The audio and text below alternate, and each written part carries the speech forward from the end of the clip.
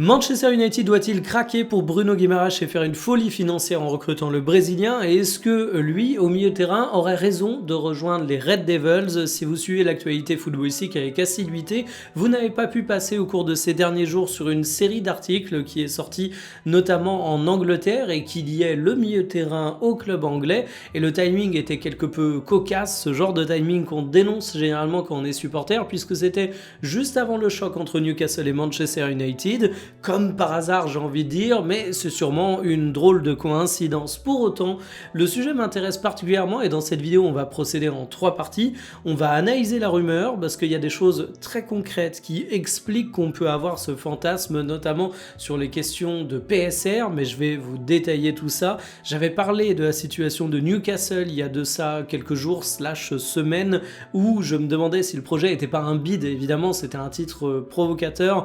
La vérité est un peu plus nuancé que ça, et je vous parlais également du recrutement de Manchester United à travers le focus d'un joueur très précis, à savoir Mbeumo, qui est entre guillemets une des rares réussites que le club anglais a fait dernièrement. Et en fait, tout ça mélangé, je trouve que ça rejoint quand même pas mal ce qu'on va pouvoir analyser sur le dossier Bruno Guimaraes. Donc, solidité des rumeurs, d'où viennent-elles, pourquoi ça a pris de l'ampleur, pertinence pour Manchester United de se positionner sur un profil aussi onéreux, parce qu'on va pas le cacher, c'est pas donné.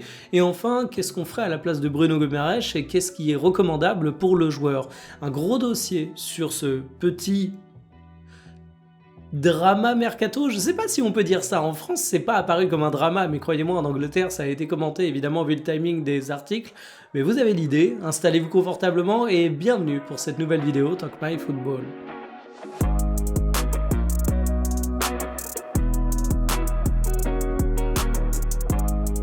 Casemiro aurait recommandé à sa direction le nom de Bruno Guimaraes pour le remplacer à Manchester United. On rappelle que Casemiro commence à prendre de l'âge, que Casemiro est en déclin et surtout que Casemiro est en fin de contrat cet été. Je ne doute pas que sa carrière footballistique se poursuivra, mais on sait d'ores et déjà qu'elle ne continuera pas du côté des Red Devils.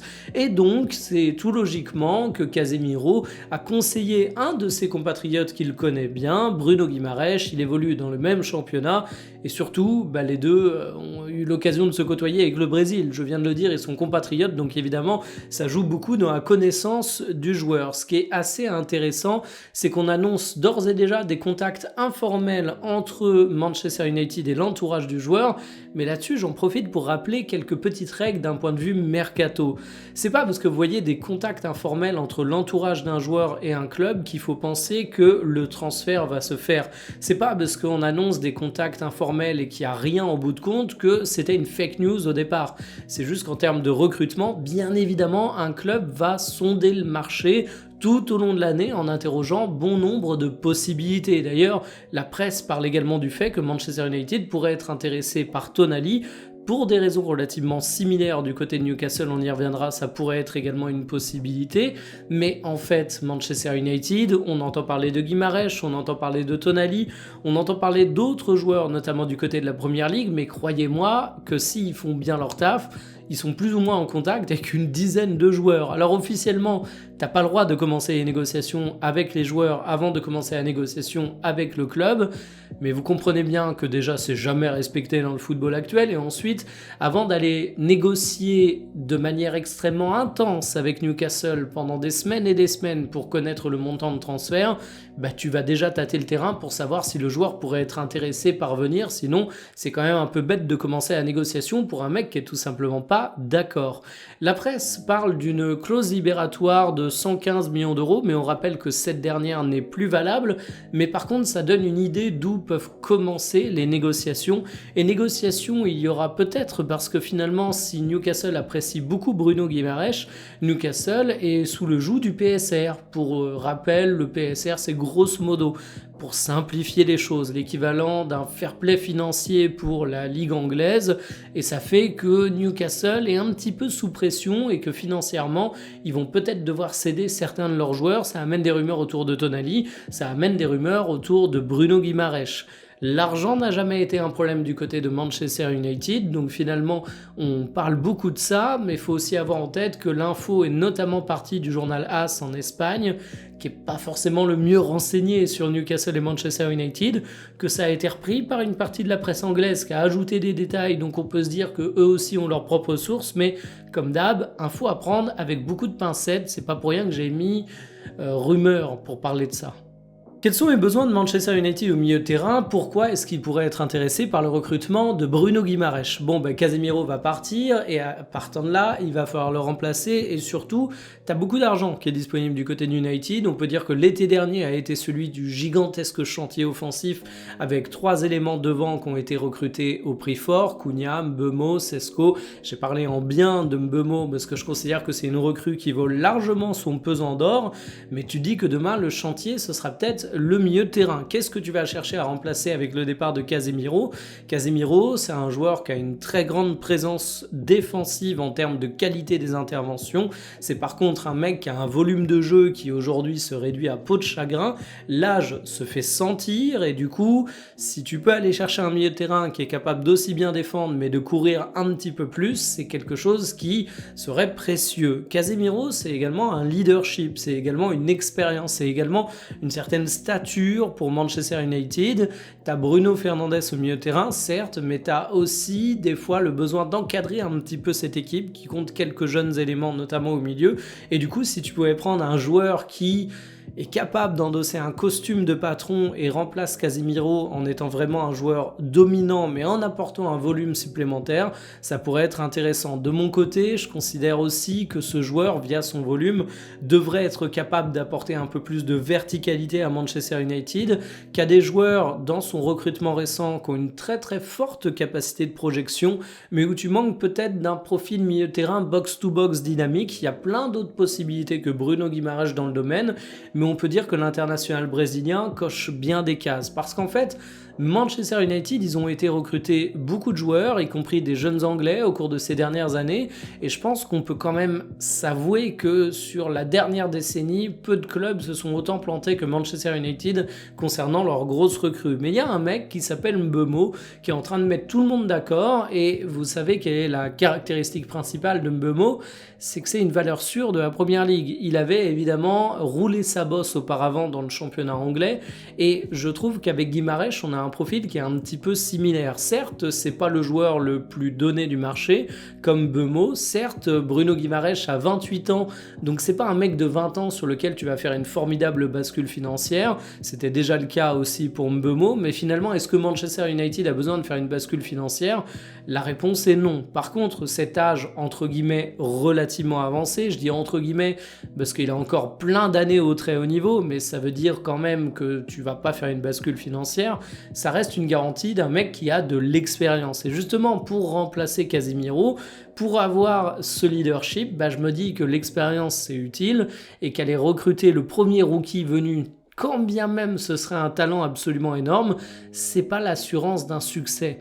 Et l'assurance d'un succès, tu ne l'as jamais dans le football, bien évidemment. Tu peux recruter le meilleur joueur du monde et il peut se planter chez toi pour 1001 raisons. Mais on peut quand même dire que quand tu dois jouer à Old Trafford dans une équipe de Manchester United où ça a été extrêmement mouvant, où ça va mieux, mais où tu as encore pas mal de facteurs de tension, aller rechercher un mec qui a les épaules, c'est quand même un petit peu mieux. Et moi, il y a un truc que je vois comme une opportunité autour de Bruno Guimaraes, c'est que c'est un joueur qui était perçu au cours des dernières années comme inaccessible financièrement, parce qu'il coûtait extrêmement cher et parce que Newcastle n'était évidemment pas un club vendeur. Mais aujourd'hui, avec la pression du fair play financier anglais, le PSR, Bruno Guimaraes apparaît comme un élément qui peut peut-être un peu plus bouger, et puis surtout, il a connu une blessure. Par exemple, pour le choc entre Newcastle et Manchester United, il n'était pas là, et une blessure, ça peut être à la fois un facteur de risque au moment de recruter un joueur, parce que tu te demandes s'il va être parfaitement opérationnel. Bon là, on parle pas d'une blessure qui va tenir éloigné des terrains Bruno Guimaraes pendant un an, bien évidemment, mais il y a quand même ce petit truc, mais ça crée aussi des opportunités de marché. Donc je considère que le timing est pas mauvais pour Manchester United. T'as un grand nom à remplacer, t'as du cash comme bien souvent, d'autant plus d'un point de vue masse salariale, parce que Casemiro il était à peu près payé le PIB d'un petit pays. Donc franchement, je vais pas dire que les étoiles s'alignent avec une grande facilité, mais il y a peut-être un trou de souris, c'est peut-être le moment de tenter l'affaire pour Manchester United. Et pour Guimarães, est-ce que ce serait une bonne chose de signer chez les Red Devils ou est-ce qu'il a d'autres options qui sont un peu plus intéressantes? Le premier truc à dire, c'est que le Guimarães, il n'est pas parti de Newcastle. C'est un joueur qui apprécie le club, c'est un joueur qui s'y épanouit, il l'a déjà dit publiquement et relativement récemment. Reste qu'il y a deux facteurs qui peuvent changer ça. Le fair play financier anglais, encore et toujours, je suis en boucle là-dessus, mais au bout d'un moment, il a beau s'y plaire. Si le club doit vendre des joueurs et qu'on le pousse vers la sortie, il ira vers la sortie. Et puis le fait que Newcastle n'est pas dans une position extrêmement avantageuse du côté de la Première Ligue, ce qui fait qu'il pourrait être ouvert à un départ du côté de clubs qui jouent la Champions League notamment. Une fois qu'on a dit ça, est-ce que Manchester United est la meilleure destination possible pour le joueur? Déjà, il va falloir voir où termine Manchester United en termes de classement général dans le championnat anglais, parce que la Champions League n'est pas totalement assurée, loin s'en faut. Et puis surtout, je considère que United est une moins mauvaise option qu'à une époque, il y a une dynamique plutôt positive qui est en train de se remettre en place, et Guimarães est le genre de joueur qui pourrait aider cette équipe à véritablement rebondir et se transformer. Mais il faut avouer qu'il y a potentiellement mieux. Pourquoi je dis ça? Parce qu'au cours des dernières saisons, des derniers mois, le nom de Bruno Guimarães a été lié à peu près toutes les grandes écuries européennes. C'est un joueur qui est extrêmement convoité. À une époque, on parlait du Barça, du PSG, de Manchester City. Bref, vous voyez un petit peu tous les grands clubs. On a eu des rumeurs qui partaient dans tous les sens. Et aujourd'hui, Manchester United, c'est un très grand club dans l'histoire du football, mais c'est pas une équipe qui à l'instant T a le niveau des plus grands clubs du monde. Si on doit faire les petits chapeaux, même en Angleterre, c'est pas chapeau 1 Manchester United. Il y a Arsenal devant, il y a Manchester City devant, je mets également Chelsea devant personnellement. Si tu vas plus loin dans les autres clubs, que tu vas chercher un peu dans d'autres pays européens, Paris Saint-Germain, Real Madrid, Barça, Bayern Munich, ils sont pas forcément tous intéressés, ils n'ont pas forcément tous les moyens également, j'y pense toujours quand je vois le nom évoqué du côté du FC Barcelone, c'est impossible pour moi financièrement que ça se fasse, mais admettons, pourquoi pas.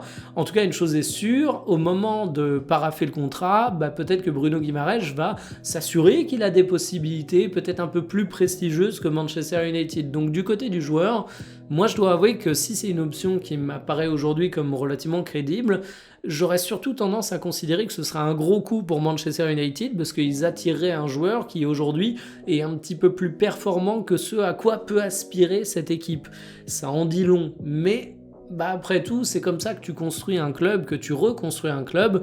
Peut-être que l'argument à faire valoir du côté de United par rapport à certains autres clubs concurrents, c'est le salaire. Casemiro part, il avait un salaire mirobolant.